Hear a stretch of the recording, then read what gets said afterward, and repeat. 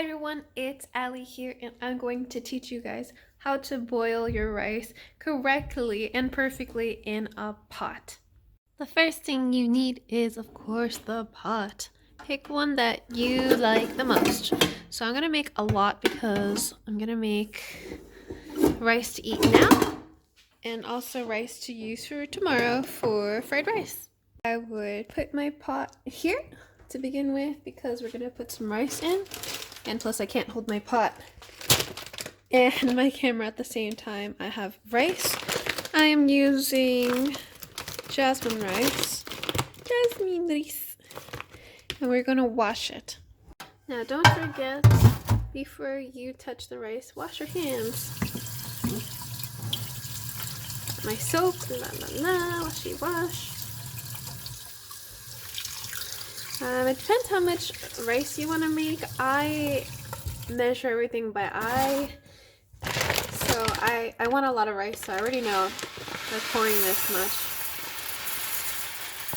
I'm gonna be good with fried rice and having leftover rice for fried rice, which, by the way, it's supposed to be rice that has been made a day before, so like give it one day and you'll have the best fried rice. But right now we're gonna learn how to boil rice. That was just a little trick or tip. You can wash the rice in cold or hot water if you want. I know some people like to coat their rice with oil after they finish washing, but washing does take a while. So I will put it on warm water. I'm going to wash it several times.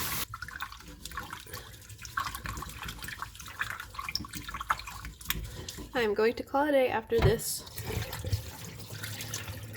So with measuring how much water you need, you measure it from your thumbnail. The water needs to sit this when you push down on the rice, when it's like leveled. Let me show you up close what I mean. I think like this. So the water needs to hit your thumbnail. It's so weird saying thumbnail. I'm thinking of YouTube videos and thumbnail. Okay, I'm gonna level this up. You see from the side. That's pretty good.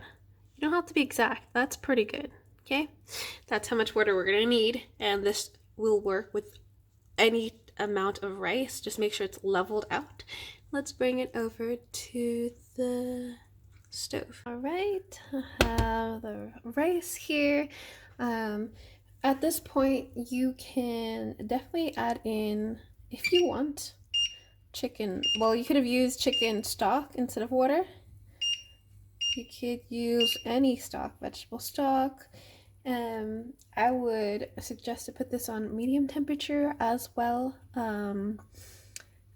Definitely if you have the if you have it boiling for a high temperature, it's gonna go too crazy for your rice, and you should have it lightly bubbling, light to mid bubbling. I would suggest mid.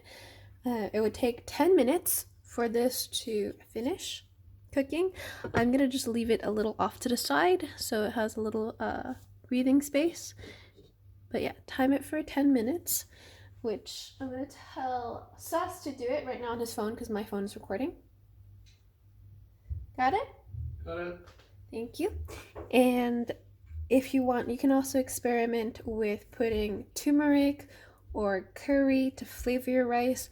I know my sister used to make rice with turmeric to make the rice yellow. I've heard you can put curry powder so you can have it taste like a little bit of curry and, you know, mix it, make sure it's good. But I would definitely suggest using the chicken stock after washing it with water. Replace the water to boil the rice down with chicken stock, and that's really good. All right, I will check back in this in 10 minutes.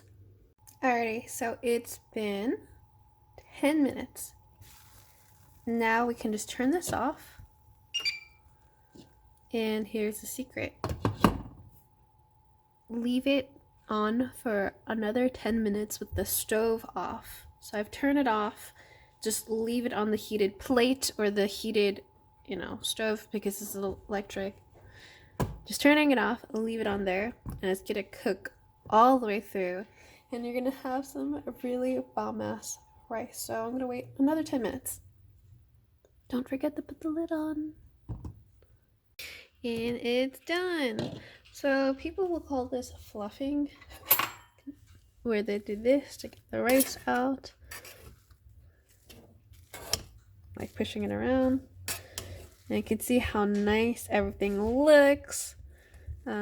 I wish I had a rice cooker, but that's not in the cards at all. And also finding the right one in Norway is going to be really interesting.